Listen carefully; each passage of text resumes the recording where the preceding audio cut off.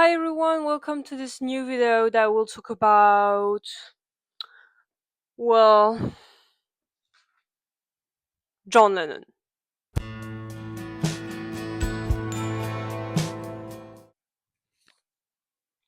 So, of course, it wasn't John Lennon. I think you guys could have never guessed that it was a joke. So this video, as I said in the last week, will be about my favorite album of all time, and I think you will never be able to guess from who it is, right? Like, you will never be able to guess. I'm really sure.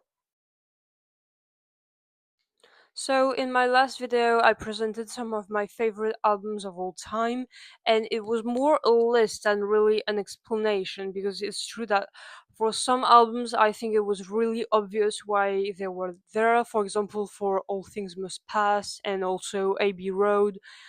Albums like that, I think there is no explanation needed.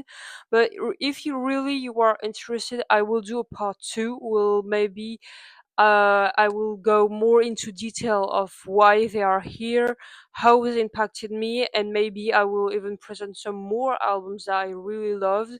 So, really, the video from last week was really like a list where I explained a bit, but not too much. But if you are interested, tell me in the comments if you want a part two, and maybe I will make one. So, now I will move on to my favorite album of all time, and this time I will really go into detail, talking about each song and really how obsessed I am over it.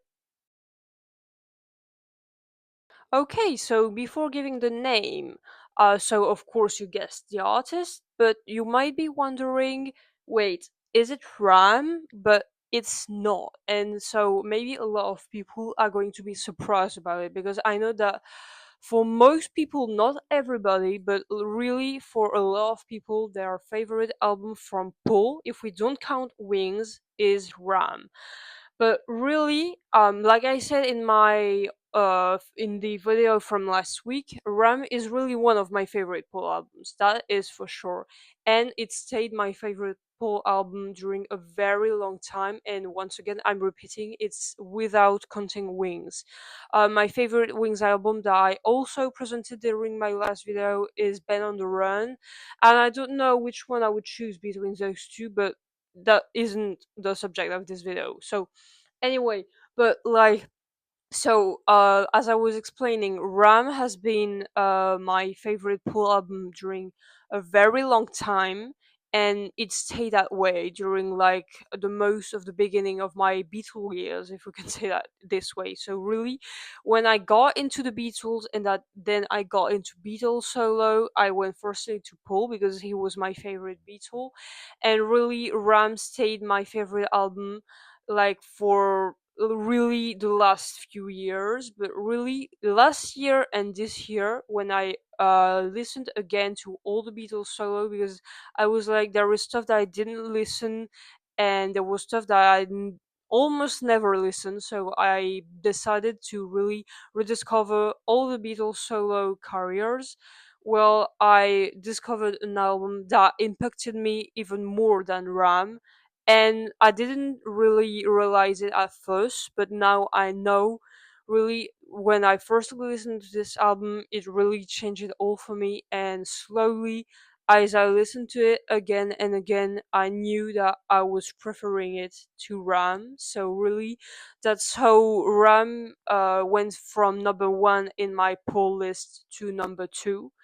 And yeah, really, I wasn't expecting to it at all, because for me, Rum was my favorite Paul album, and that was it. Really, nothing could change that, because I could see a lot of people who were from the same opinion that me, and yeah, so I was like, it won't change, you know. And it's like Rubber Soul. It had been like my favorite Beatles album during a long time, and then it changed to Abbey Road. So who knows, what maybe the albums can change.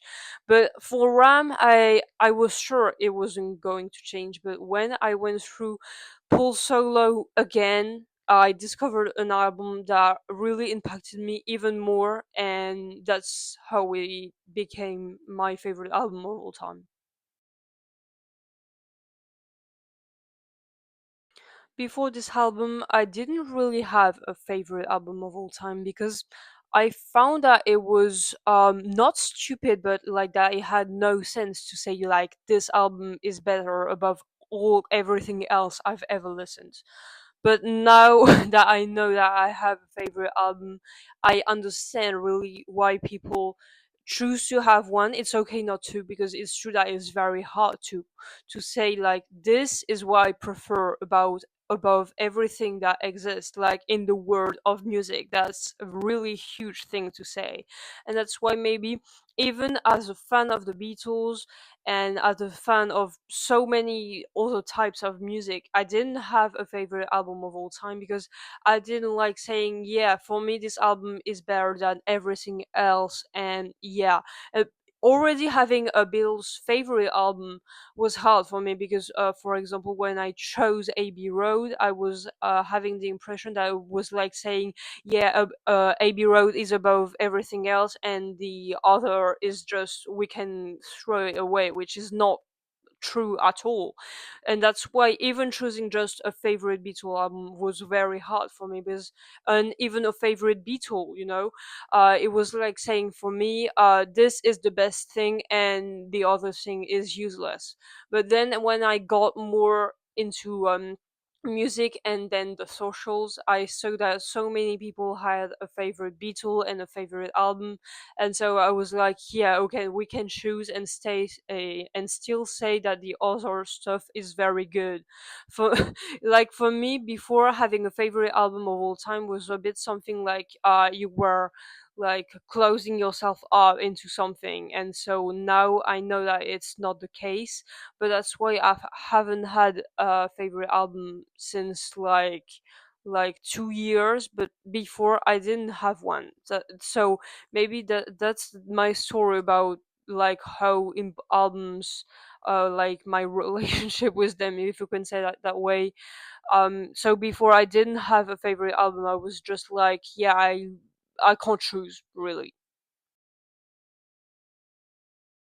I'm still not going to show the album, so I'm just going to show some things that are in the record that I have. So if you have it too, you will know which one it is. But for the ones who do have it, well, the surprise is still remaining. And so really, this is one of the things that comes with the record that I had. So we can't really see it, but it's drawing. I think from Paul himself, and we can see really how an amazing drawer he is. Really, like this is really amazing. So already the artwork coming with the album, I think, is very cool. And now coming to the next artwork of this album is this. So I guess this is Paul 2 who drew this. Maybe not. I don't know. I will have to search into it. But like this is like portraying Paul so well, I think. Really, like his expression is very, very cool. And so this is the inner sleeve of the album. And now the vinyl itself, here it is. So, except if you are stopping right now and zooming, you can't still know which album it is, except if you have it and that you can recognize it. But what I found very cool with this album is like the writing that has on it. I don't know how it's cool, but it's like whatever the sense you put in, it forms the word Paul McCartney, and I think that it is so cool. So when you play it and that it's turning, whatever direction you're looking at it, you can still read Paul McCartney, and I think that is really cool. I think that is the only Paul album that does that. It's the only one I have like this, so I think it's very cool. But now I will go onto the album itself.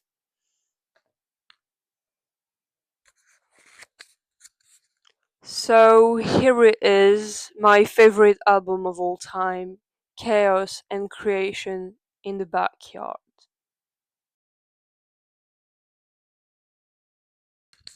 Okay, so firstly, to explain why this album really is already just a pull underrated gem.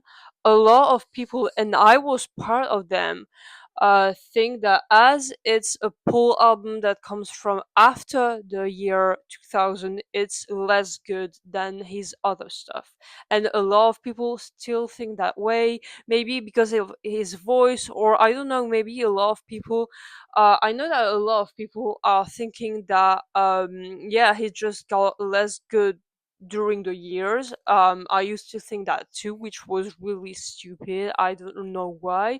But really, if you haven't listened to this album, let me just reassure you that in this album, Paul has still his full voice. So really, don't be afraid of that, because when I rediscovered, when I went through Paul's solo career again, like last year, when I came to this album, it was just after the Driving Rain, which is another reason that I explain why people don't like this one. Well, because they're afraid that it will be just like Driving Rain.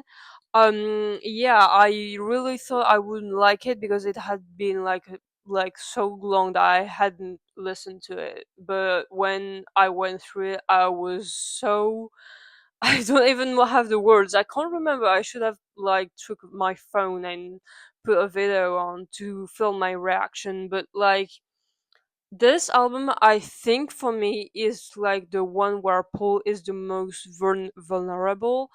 Yeah, you can feel it in his voice. His voice is beginning to like be less good, if we can say it that way, than before, of course, unfortunately.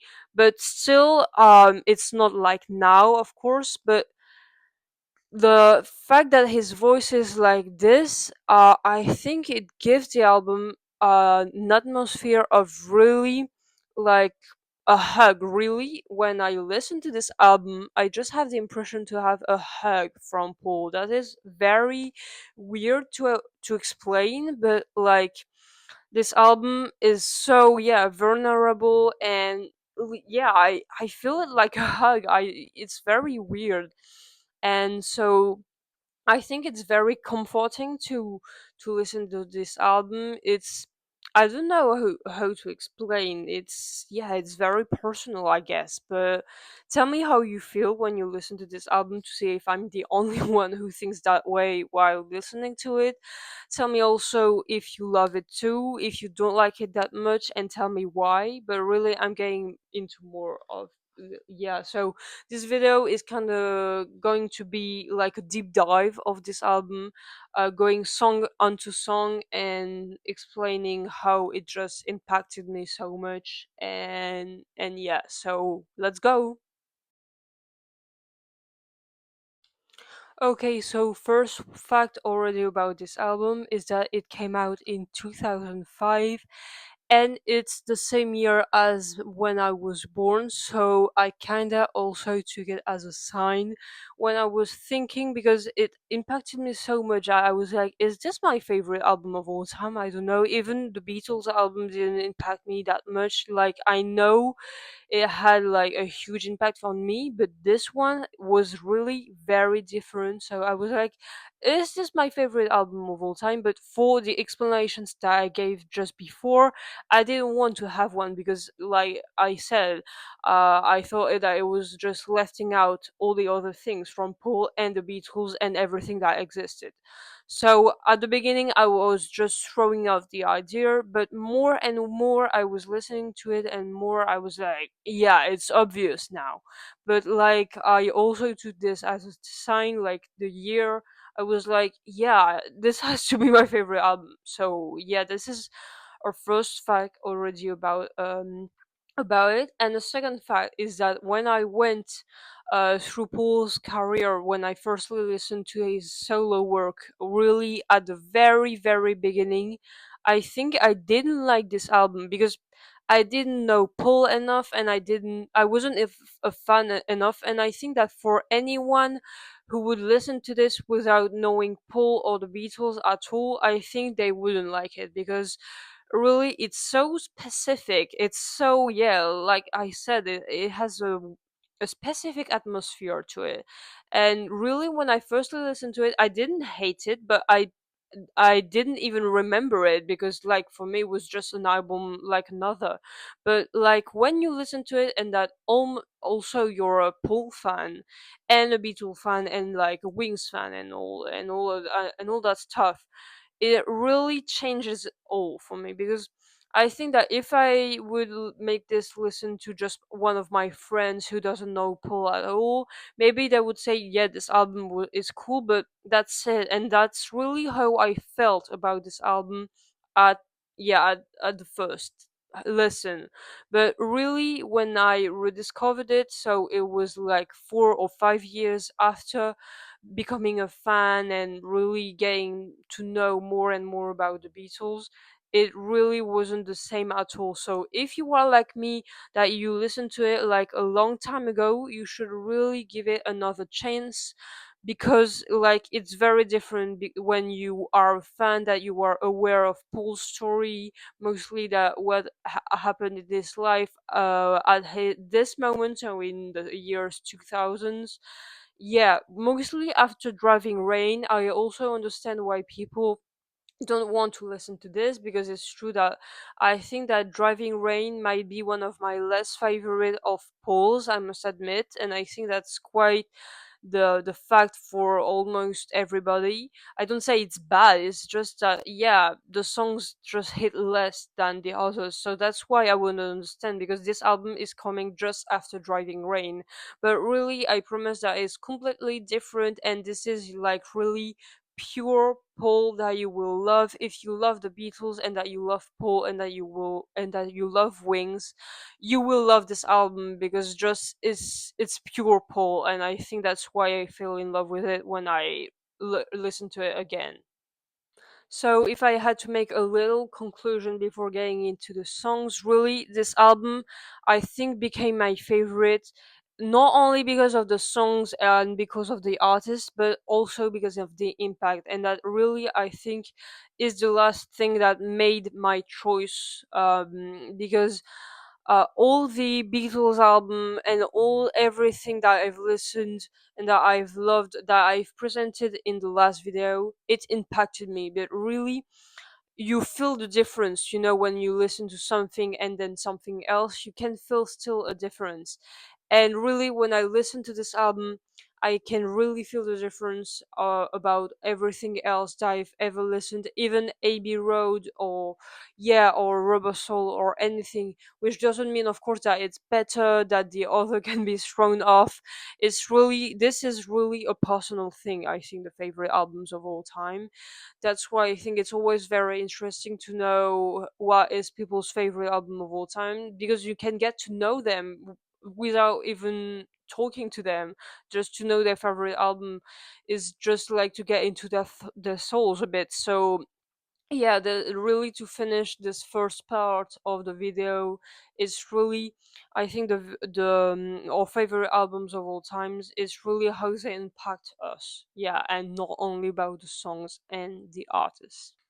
Okay, so I've just realized that sometimes my camera is moving. So if you see that the background is not always the same, it's not my fault. It's just the thing that is holding my phone is a bit broken. So that's why the background is a bit moving. Let's go on to the next thing.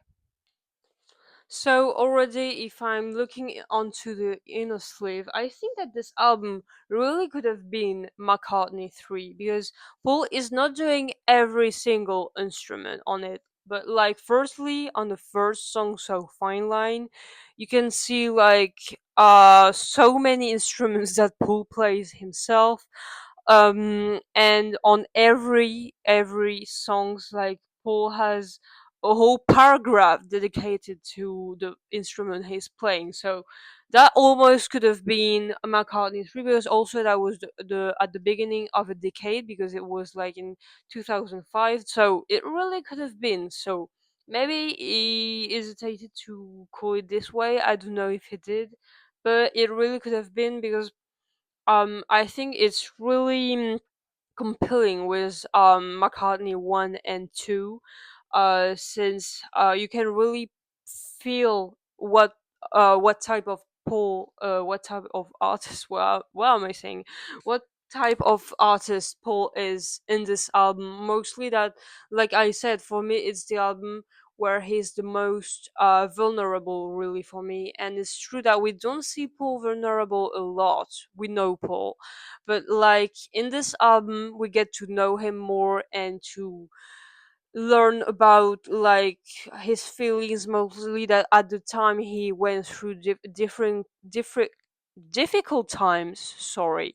So yeah, but now I'm going to get into the songs more precisely, beginning into the first song of side A, which is the first song of the album, Fine Line.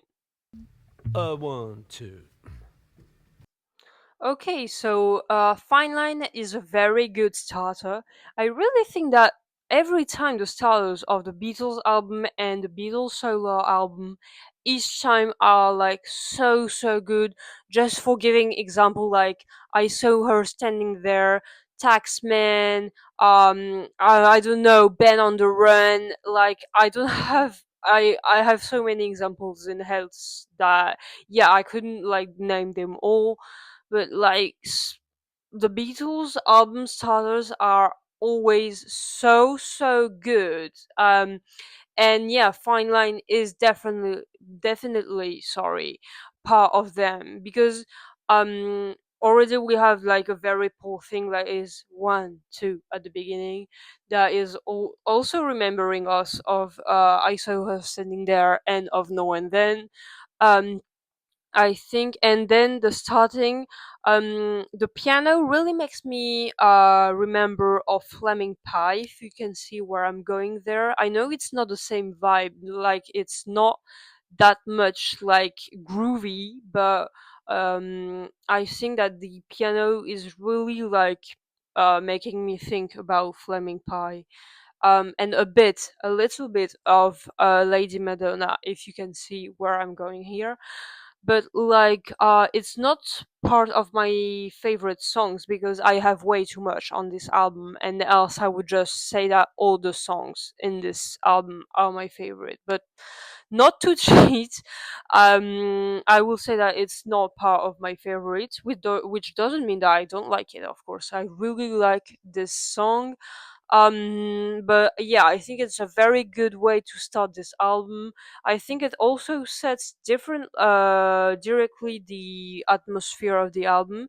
I think it's the song that is the most different of the rest of the album, if I can say that way, because the rest of the album is not sad, but it's more calm. It's the more loud song, if we can say that way, of the album. And so even if it's different, you still have the atmosphere of the album. So I'm not saying that this song shouldn't be in this album, but it's still different from the rest. But it has really it deserves its place as a star of this album. So yeah, I think it's a very good song to start the album with. Yeah. Okay, now I will go on with How Kind of You. So firstly, I didn't like really the song. Firstly, it was, I think, my least favorite. I thought it was a bit too long, and yeah, I don't know, I didn't really like it. But since this album has become my favorite, I really love it. Like yeah, I don't I don't know how to explain really how I like the songs, because it's very difficult to go really deep into them. But like, firstly, if we go onto the lyrics, so how kind of you to think of me when was out of sorts, it really meant a lot of me in someone else's thoughts. Like that is pure Paul, isn't it? Someone else's mind, someone else as kind as you. Yeah, the soulfulness you showed has made a difference in my life. Like the thoughtfulness you should had made a difference in my life. This is so meaningful. I mean, I think that you really, the first time that I listened to this album, I should have really paid more attention to the lyrics, because all the lyrics from each song is so perfect, and that's also why I love Paul not only as a musician and bassist and guitarist and pianist, but also as a songwriter. Like every time his lyrics just strike so hard, and they mean so much, and that's why I think this is the album where he's the most vulnerable, because you really can get into his mind here. Really, when he says like I thought I'd never find as someone quite as kind as you. I thought my faith had gone. Yeah, I mean, like, this is a pure Paul love song, really. So I love it. If I had to add something also to How Kind of You, is really like the little guitar bits that are sometimes like transitioning into between two sentences, or yeah.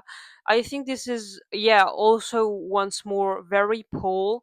Like, you can really feel the essence of him, if we can say it that way. So really, and also the kind of background that has a whole kind of view since already the first second of the song. Like, this background, I think, is very very cool, is very original. That's why maybe I didn't like it at first, but really now when I listen to it, like this like of bzz, a bit like in Tomorrow Never Knows. If we can make a bit like a comparison, it's not exactly the same thing, but we can compare it.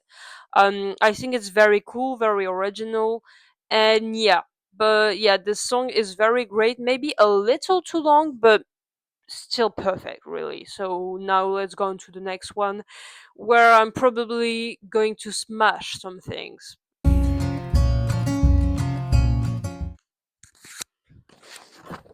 Okay, so I took this. So if I need to, like, smash something, I will use this because it seems very solid, and so I will be able to hit to, like, say my emotions if I need to. Yeah. So yeah, Jenny Wren.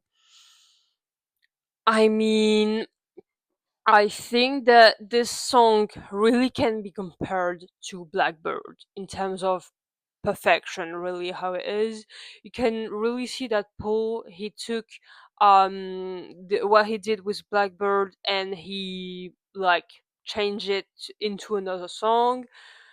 It has really the same vibe as Blackbird, and like the guitar picking is so good, and also like the section with the sort of instrument. I don't know how it's called. Wait, I'm going to look.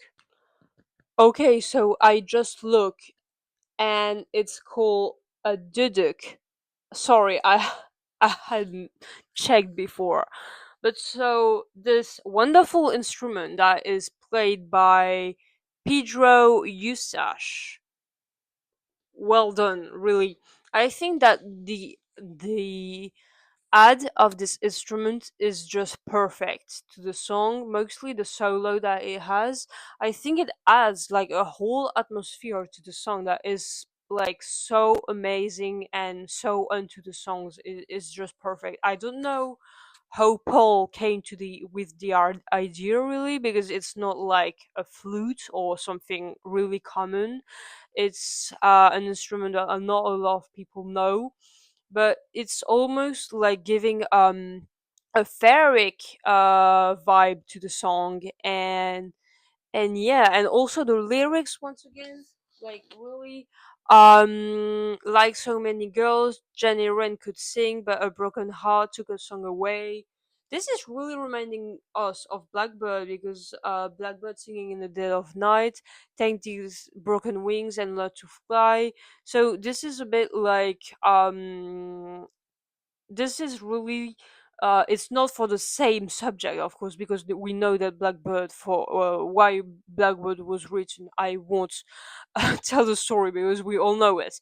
But it's really giving the same vibe as Blackbird, and I think that Jenny Wren and also the song Calico Skies that is on the Flaming Pie album. Those two songs, if you like Blackbird, you should really listen to them if you still haven't, because it's the same vibe. There is also Little Willow, that is also from the Flaming Pie album. That is very cool, but it's not really the finger picking like in Jenny Wren and Calico Skies. But really, Jenny Wren, this song is so perfect, and my dream is that when Paul plays in concert, he should really play Jenny Wren, but he has to find a Duduk player to do it. But he's Paul; he can do anything, right? But anyway, just imagine him playing Jenny Wren after playing Blackbird. Like, this would be amazing. Like, because he always plays Blackbird, that is the part where the scene is just go up into the sky. Then after he plays He Today, but I think that between those two, Jenny Wren would be so perfect, like for the atmosphere that he has on stage at this moment. If you had the chance to go to see him, it would be so amazing. So really, Pool just play Jenny Wren because every fan would really thank you for this. But now I'm going to smash even more things with At the Mercy.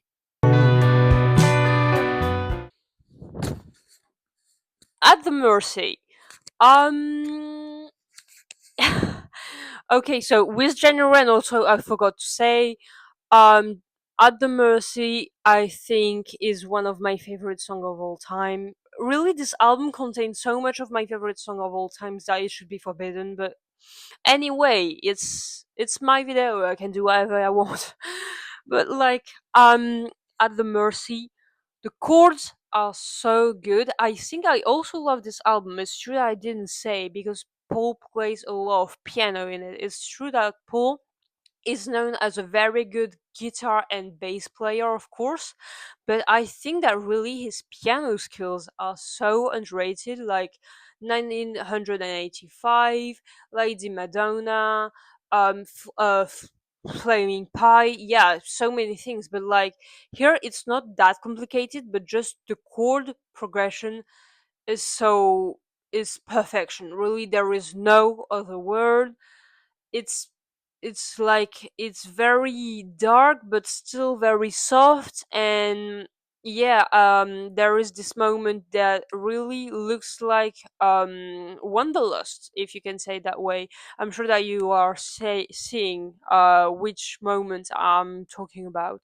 I will put it now because I can't describe it, so it's this moment. So yeah, so this moment is really making me remember of Wanderlust. I'm sure you can see how. And so my favorite part of the song is when he says, "If you take me up, I won't say no. I guess you'd rather see me grow into a better man than you, the one you know." So already the lyrics are just really amazing, but like the chord progression at this precise moment, wow! Every time I'm listening to it, I'm just like, so, really, because I play piano, and one of my objectives in life is to learn that song, and it's not that difficult. I'm sure it's just that I have to get the time to learn it. But one day I will, because it's one of my favorite songs ever. Really, for the chords progression and the lyrics, even if sometimes the lyrics don't make really sense, like when he says that the universe is going to explode or something like that because you are like on the road with like traffic jam. It doesn't really have any sense, but still the melody, the chords, and also his voice is very very good in this album. Like, it's not like today, even if today I still think that his voice is amazing, really, to be honest, but that's everyone's opinion. I don't know. But like, really, also, I won't refuse. I know you'd never make me choose between the love I've got and the love I'd lose. This is really a sentence that made me remember about the end of the end. So in the end, the love you take is equal to the love you make. This sentence that I've just said, I think it's really kind of the same vibe too. So we can really get the pull lyricist here. And yeah, At the Mercy is, yeah, when I first listened to it, once again, I think it didn't hit me hard enough because I didn't know Paul enough. But really, when I listened to it again, so last year, I was like, this is so so good. And yeah, after we're going on to Friends to Go. Yeah, Friends to Go. You never need to worry about me. I'll be fine on my own. Someone else can worry about me. I spent a lot of time of my own. I spent a lot of time on my own. I will start my sort of analysis of Friends to Go with this. Once again, I'm going to repeat myself a lot in this video, but like the lyrics, I think that the sentences that I've just said, once again, really reflect Paul's vulnerability. Sorry, this word is very hard to say. Because here he's kind of saying help, in a way, because it's true that we all know Paul, like, um as the control freak in Get Back, for example, and we really know Paul as the one who holds everybody together, as the optimistic one, mostly. Really, I think the only time that we saw Paul cry really like this, and we all know, is when we say, and then there were two, like in Get Back. This moment, heartbreaking, but yeah. But really, we really rarely see Paul sad, because it's true that himself, he said, to be optimistic, it's really the way to live your life at the best. And I think that's also why I love this album so much. It's because, as a Paul fan and as someone who really loves Paul, but not only as the famous part of him, but also the human part of him, the fact that he's so kind and, yeah, he's so caring. When you see in this album that he's not screaming for help as John did in the song Help, but like, he's kind of saying that he's on his own, that even if you worry about him, he will say that he doesn't need help. And that's true that he really makes me remember of how Paul acts towards really his friends and all of us, because really he's that kind of person who, whatever happens to him, he will always make the other a priority. So even if he's in a bad mood or a bad moment, he will always put the others in front of himself. And I think that this song, mostly the lyrics that I've just said, it really shows that, even when he's saying that he's okay, that you don't need to worry about him, in fact, it's not that true. So really, even when he's saying, at the beginning of the song, I've been waiting on the other side for your friends to leave so I don't have to hide. I prefer they didn't know. I prefer they didn't know, that is really meaningful, I think. And also when he says, for your friends to leave so I don't have to hide, this is kind of remembering also us to, like, sometimes we hide our true feelings. And so he's saying, I'm waiting for the people to go away so that I can put away my mask. And that's really, I think that's my interpretation of what he's saying too. And also, he's repeating a lot. Also, I spend a lot of time on my own. He says that, like two, 3 or 4 times in the song, if I count that well. And he also repeat, I prefer they didn't know, at the end. And so he's still saying, I've been waiting on the other side, I've been waiting on the other side for you friends to go. So really what he's saying, that is been waiting for the people to go, to be able to take back his mask and really be himself again. and yeah, also when he says, "I've been sliding down a sleepy slope," it also shows that sometimes he can weaken too, that he's a human being and that he doesn't have to hide every single time.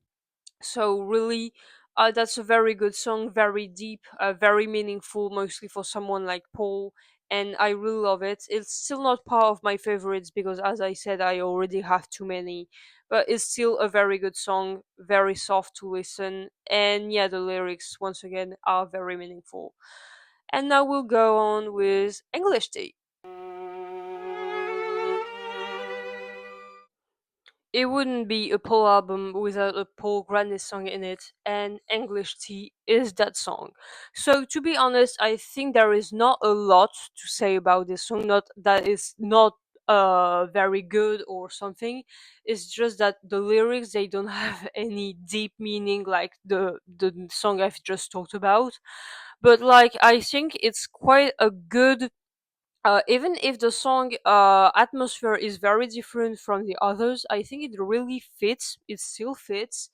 It's a very fun song to listen to. I think if you are in a bad mood, it might be a good idea to listen to it to try to feel better. I will try next time. Tell me if it works. But yeah, I don't know. But I think yeah, it's a very cool song to listen to. There is nothing deep about the lyrics, but they are still very cool. I love the strings though, and the intro is also very cool, and the bridge too. I love the bridge, but yeah, there is nothing very deep to analyze into this song. But yeah, I think it's also quite of good of interruption in this album, if we can say it that way. That there is a first part and the second part. She's not. The song is not really in the middle, but I think it's a good interruption because it cuts between Friends to Go and Too Much Rain, and I think that it's a good way to bring a bit of joy between those two songs that aren't sad but aren't very happy either. So I think even if this song is quite different in the atmosphere, it still very fits to this album and there is not a lot to say about it. So I'm going to go on to the next one, which is a song that Paul wrote about George Harrison because he had died a few years before, and I don't know if he wrote it really just after he died or some years after, like he did for Here Today about John. But so the next song is Too Much Rain. So when I said that English Tea was a good interruption between Friends to Go and Too Much Rain, is that from the beginning to of Too Much Rain, we can already feel that it has the same vibe as Friends to Go in terms of lyrics. When Paul says, "Laugh when your eyes are burning, smile when your heart is filled with pain, sigh as you brush away your sorrow," it really at least for me it really makes me remember of Friends to Go, because in Friends to Go, as I said, he really says what it is, what it feels like to hide behind a mask, and this is really I think how he felt, because as I said, this song was written for George after he died, and I think it's really Paul showing us that when someone dies, we don't want like journalists to come at us and just come at us with thousands of questions like how was George and like this, and he really, because he's really saying laugh when your eyes are burning. So really, so he's really saying here, my eyes were burning because I was grieving my friend, and you have to laugh because you have to remember about him. So this is really meaningful, and we can also compare it to when John died, and that Paul was literally interviewed the day after. So he had learned it the same day, but like the day after John died, and it's famous. He says it's a drag, but he doesn't say that because he doesn't care about John or that he doesn't care that he's dead. He just didn't know what else to say, and I think he was so shocked that it was. I think he said it himself, that it was the only thing that came to him, that it was a drag, and yeah, it was so fresh in his mind that he couldn't find the words, but he can now, when he speaks about John, you can see how much he loved him, and same for George. It's just that in the songs, in this song in particularly, he's really saying like, look, coming to me after my friends die, and you just ask me questions as if nothing happened really. And he's really showing us with this song that we must stop to do such things, because it's very painful. And then he also says, it's not right in one life too much rain, and this is really reflecting on Paul's life most particularly, because it's not right in one life. Too much rain. It's really showing that in his life, in one life, he had too much rain. He lost his mom, and then John, and then Linda, and then George. It's not right in one life. It's really what he's saying.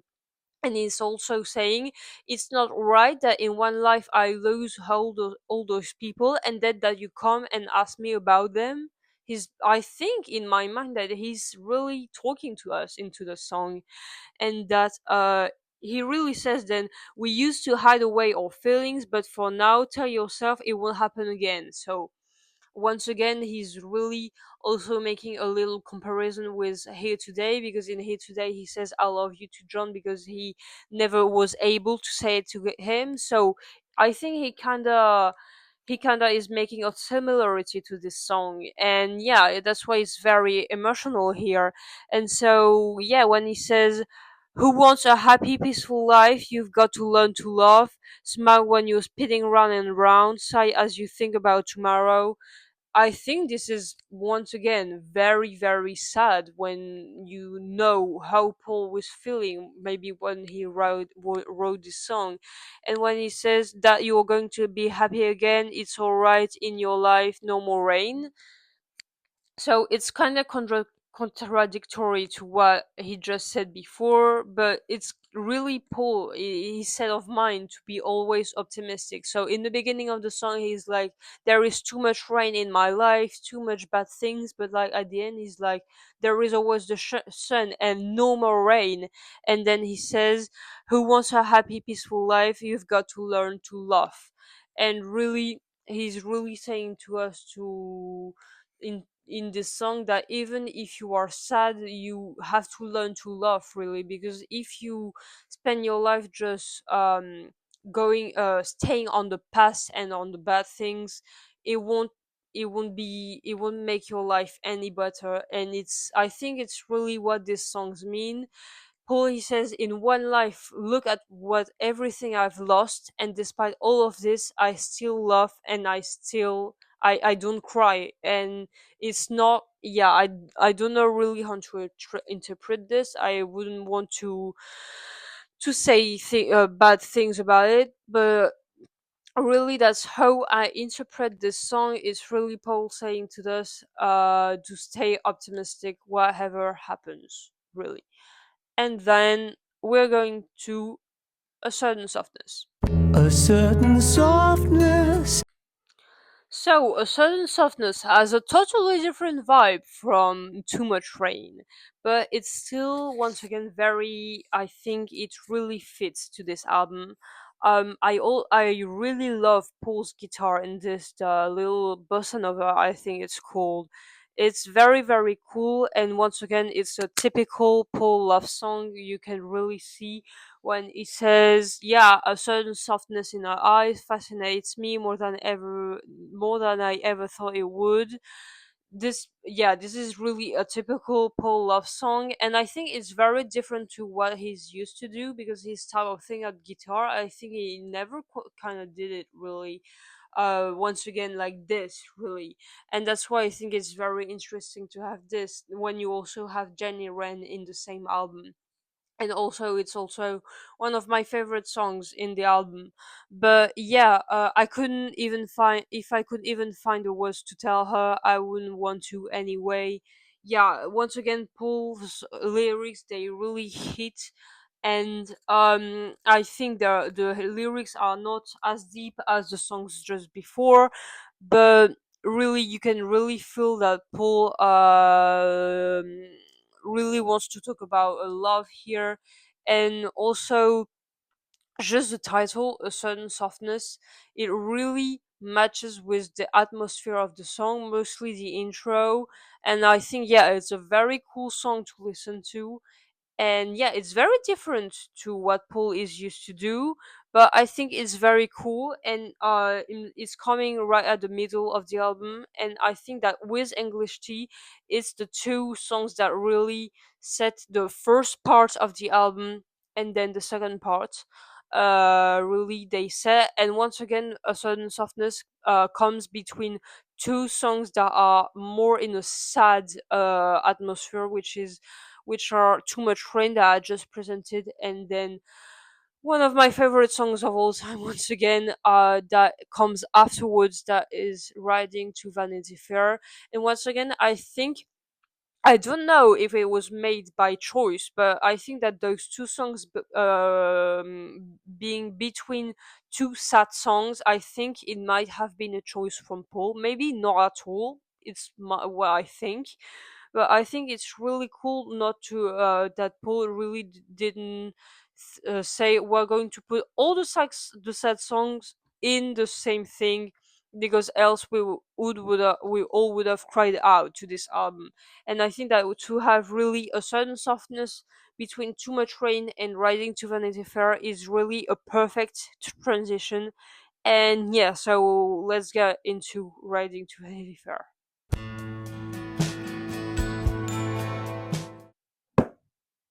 Here is how I feel about Riding to Vanity Fair. Really, I think with one coming after, Riding to Vanity Fair might be my favorite album, my favorite song, sorry, from this album, with another that is after. um yeah, this song is just utter perfection. When I listened to it again, so last year when I rediscovered the album, I was literally on my knees. I think I was like, oh my god. And the intro already is the music that I put on my intro, so it's not meaningless. But like, I don't know how to explain it, but it's so soft, but it has like, yeah, this thing that I don't know how to explain. It's, yeah, I so this is what I'll do when I don't know how to explain my feeling, by smashing things. Anyway, so Riding to Vanity Fair, for me it's Paul talking about a friendship that didn't end well, because from the first lines we can already see the sourness, if we can say that way, that it's not about jealousy or vengeance. This song is really showing that Paul had this idea of friendship, and that the person he's talking about, um well, they didn't do what they had to do. And he really is saying in the song, look, I did everything I could, but even with everything I did, you still weren't a good friend. So yeah, so I don't know if he's trying to forget the person here, but if we look at the lyrics, really when he says, "I bit my tongue, I never talk too much, I tried to be so strong, I did my best, I used the gentle touch, I've done it for so long." So on in these first lines, Paul is really saying that he bit his tongue, that he never talked, so that he knew that there was something wrong with this friendship, but that he didn't dare to talk because, yeah, he didn't want to lose this friendship at the beginning.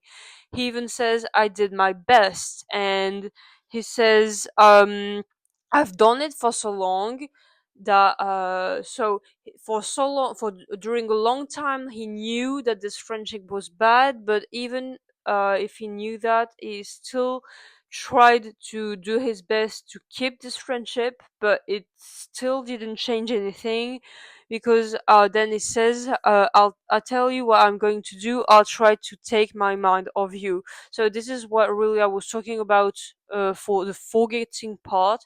He's trying that now we can guess that the friendship he's talking about is over, and so now he's trying to forget it, because even though he did his best, he tried it for so long, he never talked. Yeah, he's trying now to forget it because he sees that his efforts were meaningless. And then he says, but I don't mind. Do what you have to do. You don't fool anyone. Yeah. I'll tell you what I'm going to do. I'll take a different point of view.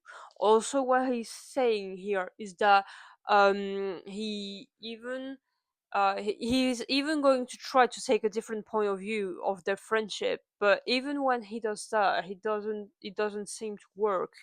And also, so the chorus is very meaningful in pull what he wants, what he seeks for in a friendship.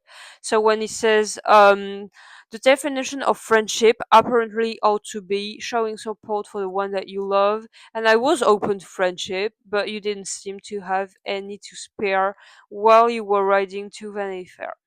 So really, what he's saying here is that he was open to friendship and he did his best, but the person didn't seem to have any to spare. So Paul seemed to know that this person didn't have any friendship to spare, but even through that, he still did his best to try to keep this friendship, but it didn't work.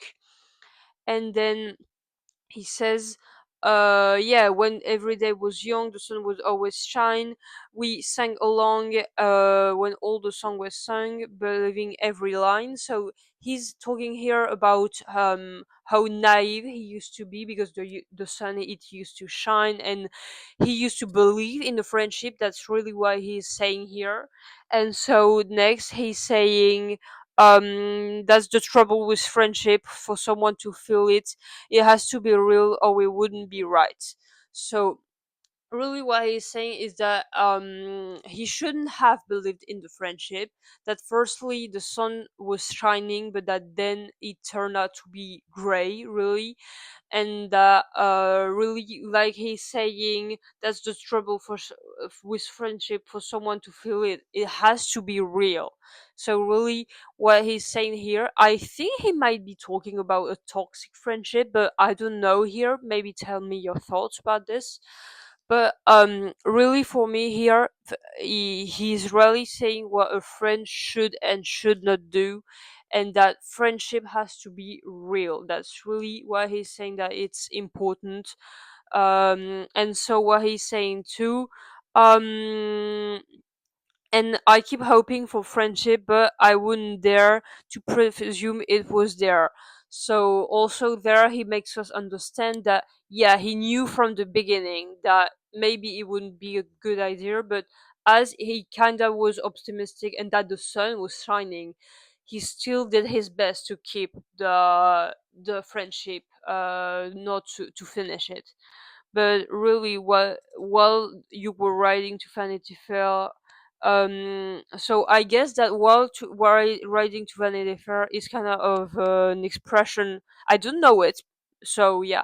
But while you were riding to Vanity Fair, I guess it's kind of an expression to say that the friend Paul is talking about is going somewhere else, is going to a place that Paul doesn't want to go, and so that while this friend was riding to Vanity Fair, Paul was just wanting to stay here with a true friendship. And yeah, so really, I think this song is very meaningful in the lyrics. And also, I wanted to talk about the melody that is so amazing in this song. The intro is amazing. I use it as my own YouTube intro.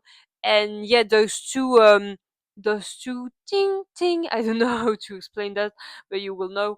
Those two things are very small when you think about it, but really when you listen, it adds a whole new thing, I think, to the song. and also yeah, the strings are very very cool.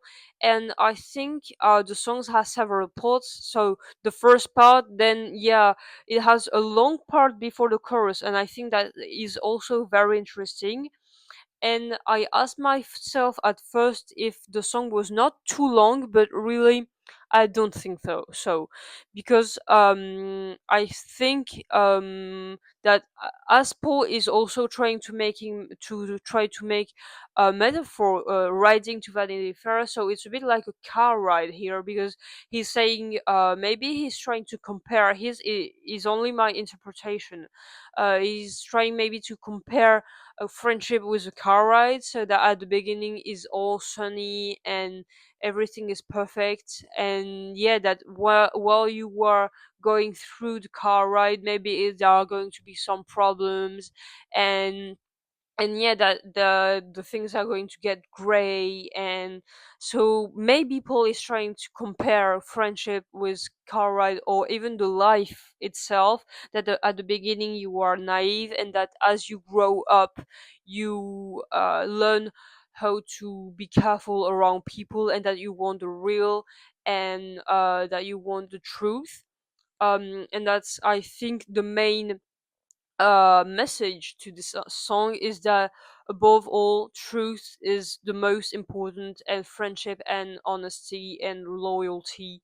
That's really how I see this song, and that's also why I love it. I really see it that way, as really a song dedicated to friendship, and Paul saying be careful, because even if at the beginning the sun is shining, maybe it's something hiding. And if you have a feeling, because in this song Paul is really saying that he knew from the beginning that it was not a good friendship, but even through that he did his best. He's saying that sometimes it's better to stop being before being hurt, because that's why he's saying he's saying that he's hurt because this friendship was important for him, because he tried to do his best to keep it alive. But even with all his efforts, the friendship was over, and sometimes that we have to learn to make things over. Yeah. So now I'll go on with Follow Me. So this song is really the contrary to Riding to Vanity Fair. This is really talking about really a light in the dark, and really, so when Paul says you hold up a sign that reads "Follow me," so this is really Paul talking about this time. So I don't know if it would be a friendship or really love, but it's really talking about someone who helps you, and so you lifted my spirit, you shine on my soul. Whenever I'm empty, you make me feel whole. So I think it would be more love than just friendship, but it really shows. I think Paul. I think it was intentional that this song just came after Riding to Vanity Fair, because so in Riding to Vanity Fair, Paul says, "Look, that's not the kind of friendship I want." And then in Follow Me, Paul says, "Look, this is what I want." Even if it's not talking about friendship and talking about love, this is Paul saying, well, this is not what I want, but this is what I'm seeking for. So someone who's lifting up my spirit, sometimes with someone with whom I'm feeling whole. And if we follow the lyrics, then he says, "You show me the way, you give me a reason to face every day. I can depend on you to send me to any destination."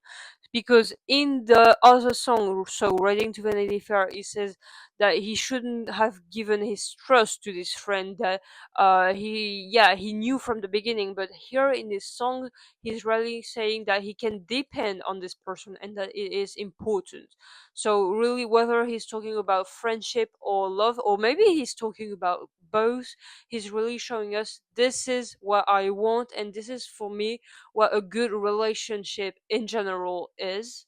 And so if we keep on that way, you hold up a sign that reads "Follow me." So once again, he's talking about a guide here, and also through the woods of heartache to the end, on the shores of the sorrow, where the waves of hope crash in, the perfect place for me to find a friend. So here he talks about a friend, but yeah, But so he's saying that a friend is someone who should help you through your sorrow and through your difficult times. And yeah, for me it is really meaningful that this song is coming after writing to Vanity Fair. I think it's not a choice that was made like randomly. Maybe it was, but I don't think it is. And yeah, so after writing to Vanity Fair, we have this song where really Paul is saying, look, this is what I'm seeking for, whether it's for love or friendship.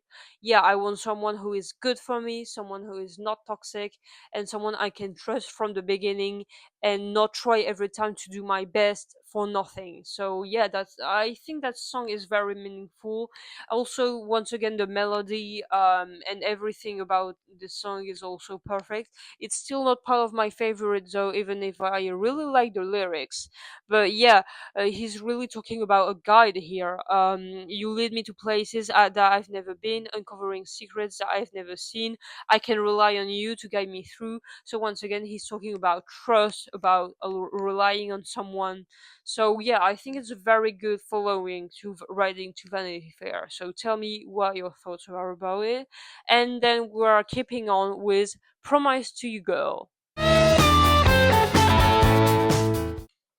So once again, for Promise to You Girl, we have Paul really looking back to the past, because he really is saying, looking through the backyard of my life. So really, here he's talking about maybe his mistakes or some things he might have done wrong, and he's saying, time to sweep the fallen leaves away, like the sun that shines every day. We can chase the dark clouds from the sky.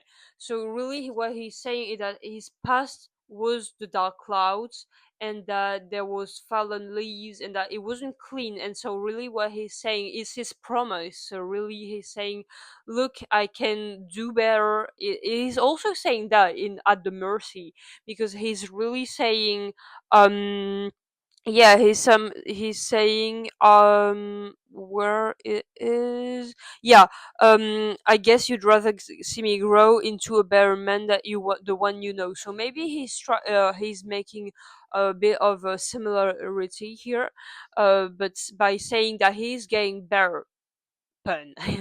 But yeah, that he's going to get better, that he's going to, yeah, sweep the past and really make this promise that everything is going to be better. And so he says, hey, why wait another day? That won't get us anywhere. All the time that it takes to repair this brave old world that will be ours. So really what he says is that we don't need to rush things, that it's important to take time. Yeah, because it's not that easy always to just sweep the past. So really what he's saying is that he will take his time, but that it will happen one day or another, and that his promise will be kept. And if we keep on, he says, every single of our lives, every single second of our life, we can choose to chase the clouds away. Well, there's no more barking up a tree, no more howling at the moon. So really, even if we keep on, like, they won't see, and I diving for the deepest pearl. That is why I gave my promise to you, girl. So really, what he's saying is that he's going to keep searching to get better, and to really keep this promise, because it really seems important to him to be able to look into the backyard of his life, to know that he did bad things, and that there were some black dark clouds, but now that they can be swept away, and that he can keep on. This is really a song about keeping on, keeping promises, and also always about trust. Yeah. So now we can keep on with This Never Happened Before.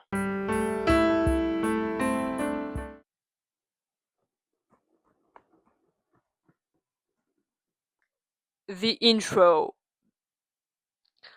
The intro of this song is so freaking good that I'm not well right now. Like, so firstly the piano, then the bass, and yeah, the intro, every time I'm listening to it, I'm like, ah.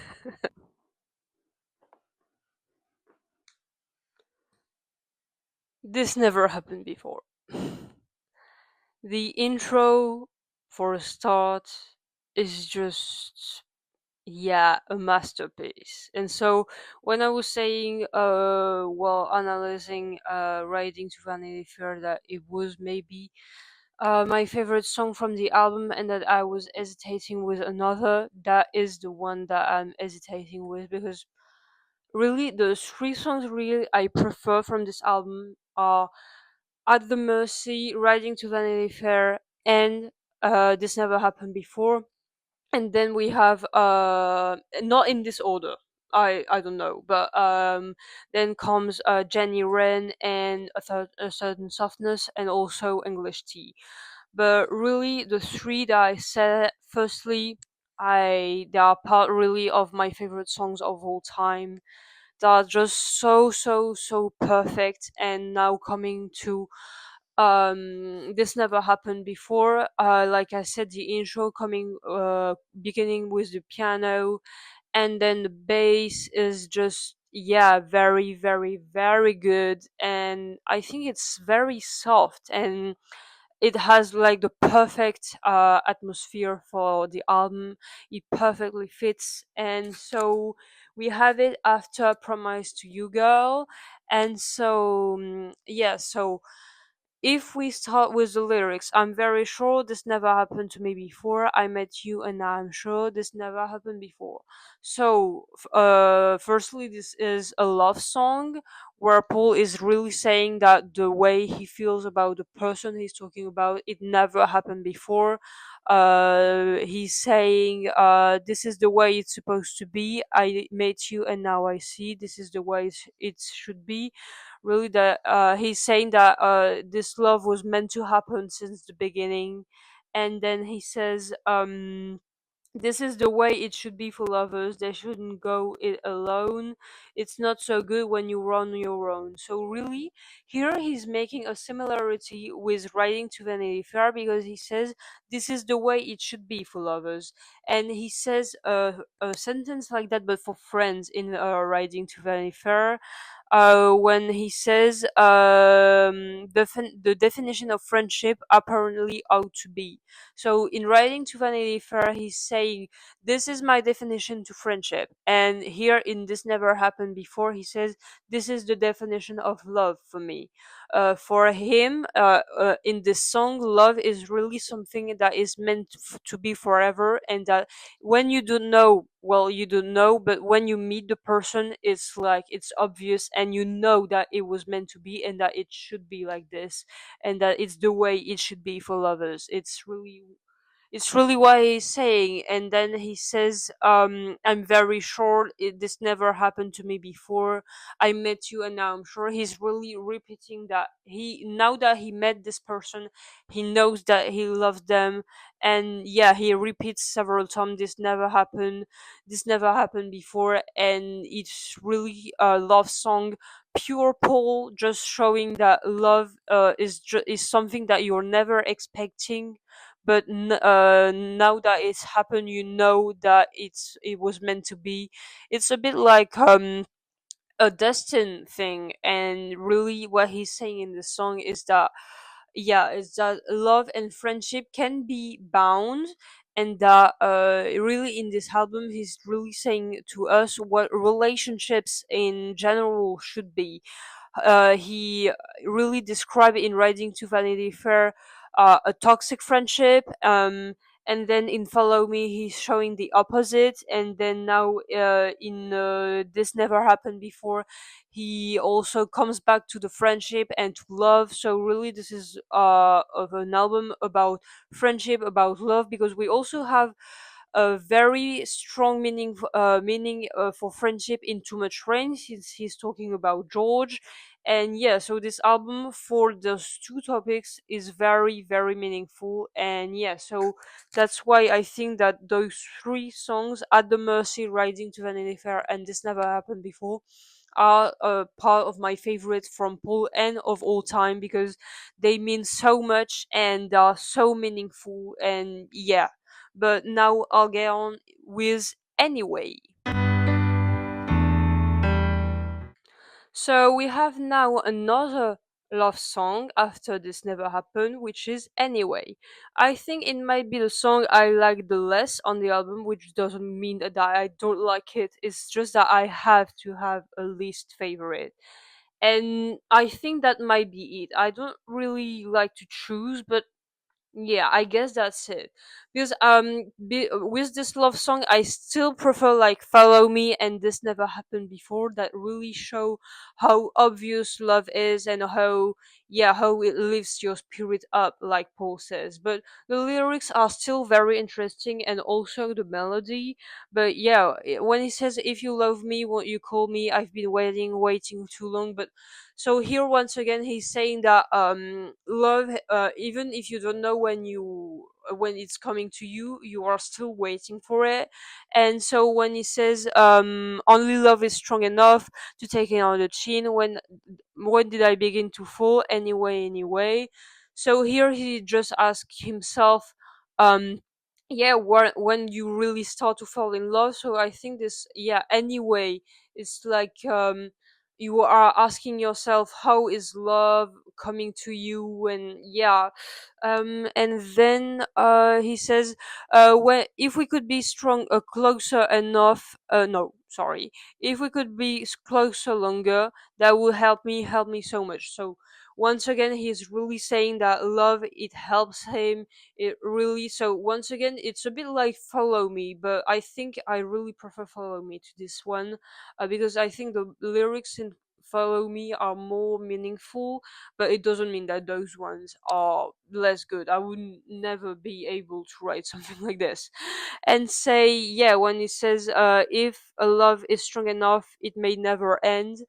But still, in the two songs, so Follow Me and This Never Happened Before, it was really obvious. He says, really, love is strong, love is, yeah. And here he's less sure, you see. So it's still interesting because he's like, yeah, if love is strong enough, maybe it will last, yeah. And then he says, you can make that call, you feel free to make yourself at home. So yeah, once again, it's pure Paul lyrics here. I still prefer Follow Me, like I said, but it's still very, very good song.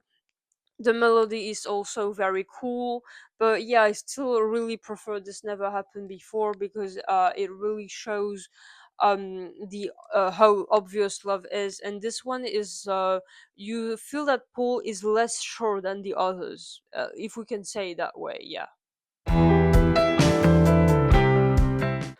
So, for the last song, that is called I've Only Got Two Hands, it's not written on my record, but it is here and it's on like on every streaming platform. So, I've Only Got Two Hands.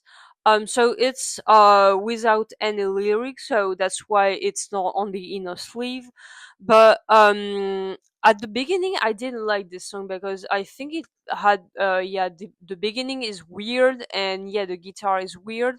But I think that Paul was searching a way to finish this album, and that he didn't want any way to end it. So I don't know if he hesitated between songs to finish this album, but I think he might have come out with this idea of finishing it musically, to really do a sort of journey with this album. So you begin with Fine Line, and yeah, you finish with I've Only Got Two Hands. I don't know why this title, though. I wouldn't be able to guess why, but when you listen to I've Only Got Two Hands, and really knowing Paul, how what kind of artist it is, really, when I really listen closely to I've Only Got Two Hands, really I'm like, yeah, it is Paul. It's like there's a signature of him in this song. I don't know how to explain. It's like the guitar and the piano, and yeah,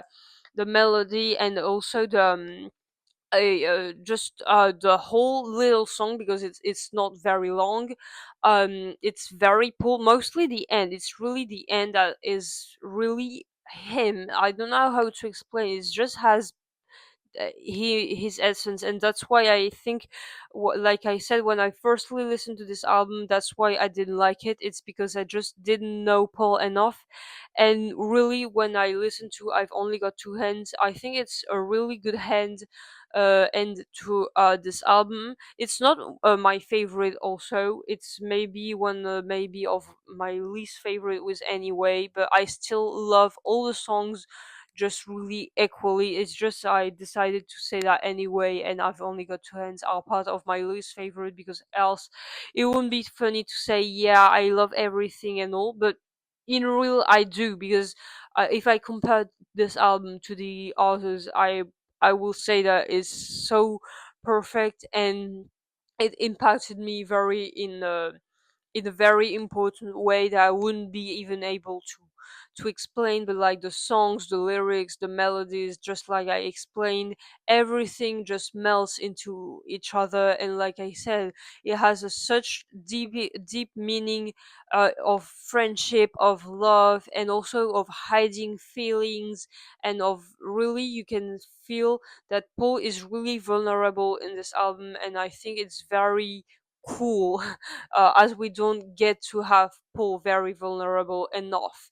And that's why I think this album is very important in Paul's solo work, because you really can get a sense of who he is, who he was at the time. But even now, when I'm listening to this, I'm really like, this is Paul, this is him. And yeah, when I listen to it, I really know that it's perfect, and that's why it really became my favorite album of all time, because it's from my favorite artist, and it's his most vulnerable work about himself, his feelings, how he's feeling about losing George after losing so many people, having always a mask on and always being so optimistic. So now that I went through each song, I'm going to talk about the album cover and the title. So firstly, the album cover. So that is also the cover that Paul chose for the lyrics. He said himself that he really loved this photo, and I understand it, because like all those photos that Mike, so Paul's brother, took at this era of Paul are really amazing. I love each of them, mostly the ones where you can see Paul and John playing together. But yeah, I think that the album cover is perfect for this album, because already it's in black and white, and really for me the atmosphere of this album is really like gray, but not like a worrying gray, or like for me it's a comfortable gray. I don't know how to explain it, but for me the fact that already it's in black and white is perfect.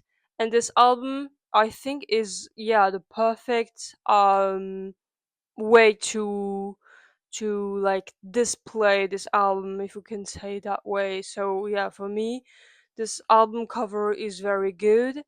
And for the title, Chaos in Creation in the Backyard, I think it's very original, and it kind of shows also some things from the album. So the chaos and creation. So Paul is really showing that chaos and creation sometimes can like go together, and that sometimes they go together. And also when he says the backyard in one of the songs, which is Promise to You Girl, he says looking at the backyard of my life or something like that. And so he is kind of reflecting on his own life here, I would say.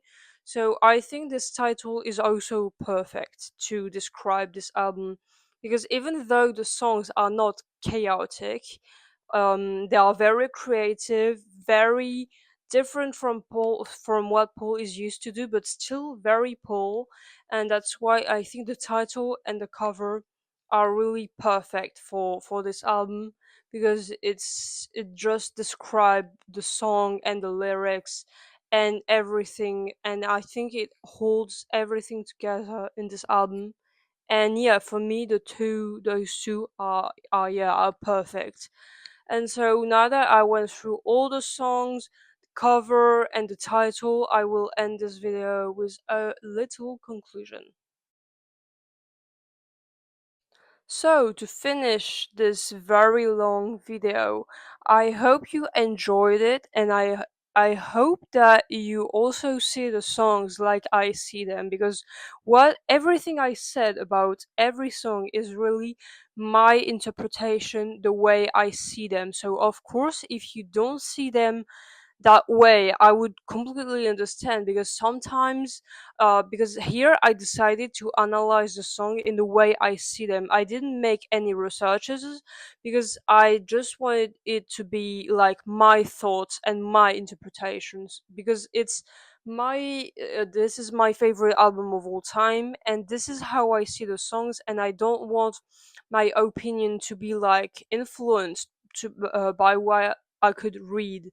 So really, this is how I wanted to make this video. But of course, if you read things about the songs that are contradictory to what I explained, that is okay. But it's just that I didn't want to get influenced, as I said. And so yeah, tell me if one of the songs you interpreted it in a completely different way than me, that it's okay. You can also tell me. I'm here to see what you think about some songs and about this album. And yeah, I'd be glad to see what you think about this album, if it's in your ranking of Paul's best work or not at all, if you hated it. So yeah, don't hesitate to tell me, but just to be clear that this is really my own interpretation, that really it's how I see the songs, it's how I see the album.